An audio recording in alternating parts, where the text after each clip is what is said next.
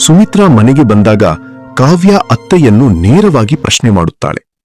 ರವಿ ಕೂಡ ಅಲ್ಲಿಗೆ ಬರುತ್ತಾನೆ. ಅತ್ತೆಯವ್ರೇ, ಸಾಕು ಮಾಡಿ ನಿಮ್ಮ ನಾಟಕ. ದಿನ ಮಧ್ಯಾಹ್ನ ಎಲ್ಲಿಗ್ ಹೋಗ್ತೀರಾ ನೀವು? ರವಿ ಕಷ್ಟಪಟ್ಟು ದುಡ್ದ ಹಣನ ಯಾರಿಗ್ ತಗೊಂಡ್ ಹೋಗ್ಕೊಡ್ತಿದ್ದೀರಾ?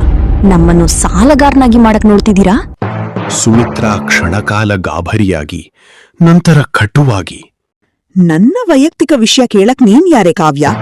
ಹೌದು, ನಾನ್ ದುಡ್ಡು ಕೊಡ್ತೀನಿ, ಎಲ್ಲಿಗಾದ್ರೂ ಹೋಗ್ತೀನಿ. ಈ ಮನೆ ನಂದು, ನನ್ ಮಗಂದು. ನೀನು ಕೇವಲ ಸೊಸೆ. ನಿನ್ನ ಮಿತಿಯಲ್ಲಿ ನೀನಿರು. ಸುಮಿತ್ರಾ ಮನೆಗೆ ಬಂದಾಗ ಕಾವ್ಯ ಅತ್ತೆಯನ್ನು ನೇರವಾಗಿ ಪ್ರಶ್ನೆ ಮಾಡುತ್ತಾಳೆ. ರವಿ ಕೂಡ ಅಲ್ಲಿಗೆ ಬರುತ್ತಾನೆ. ಅತ್ತೆಯವ್ರೇ, ಸಾಕು ಮಾಡಿ ನಿಮ್ಮ ನಾಟಕ.